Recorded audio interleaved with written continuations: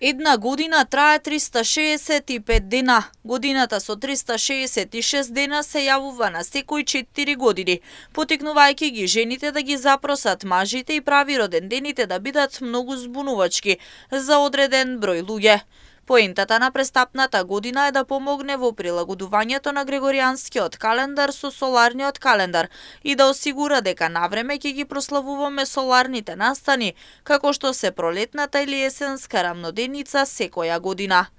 Меѓутоа, дури ни дополнителниот ден во февруари на секои 4 години не може да го осигура точното вклопување, поради што научниците понекогаш повикуваат на пристапна секунда. Престапната секунда е поднесување од една секунда која повремено се применува на координирано универзално време, за да се намали разликата помеѓу прецизното време, кое го мериме со часовниците, и непрецизното вообичаено соларно време, кое варира поради долготрајното успорување на ротацијата на Земјата. Според стари обичаи, во престапна година не се прави свадба, па ги прашавме повозрасните штипјани на терен дали веруваат во тоа. Па венчак, право да ви кажем, јас сум од години.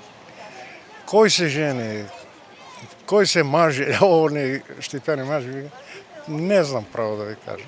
Како, мислам принципијално, дали се мажи, дали се жени. Па некои мислат дека е добро, ама некои не знам баш да ви кажем. Нема врска тоа. За кој кога му е речено.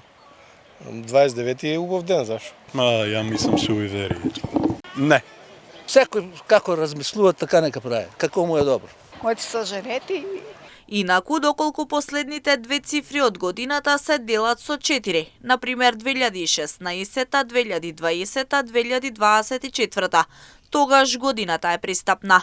Годините кои означуваат крај на век се издвоени од ова правило. Тие мора да се делат со 400 за да бидат пристапна година. Значи 2000 и 2004 се пристапни, но 2100 нема да биде. На светот постојат околу 4 милиони луѓе кои се родени на овој ден. Веројатноста дека некое бебе ќе се роди баш на 29 февруари е 1:1500.